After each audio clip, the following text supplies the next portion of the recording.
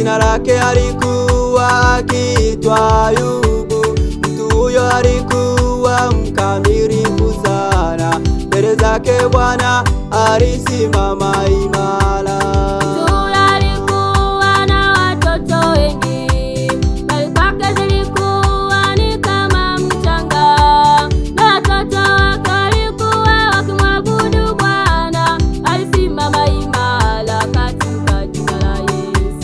Mjaribu alishuka kumjaribu Ayubu, akampiga vikali kwa majaribu mengi, lakini Ayubu alisimama imara, hakurudi nyuma pamoja na majaribu.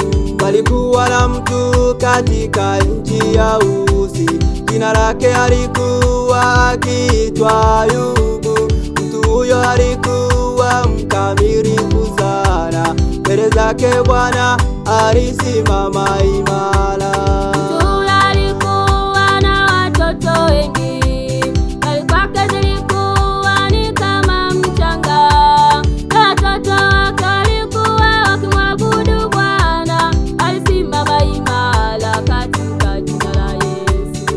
Mjaribu alishuka kumjaribu Ayubu, akampiga vikali kwa majaribu mengi, lakini Ayubu alisimama imara, hakurudi nyuma pamoja na majaribu.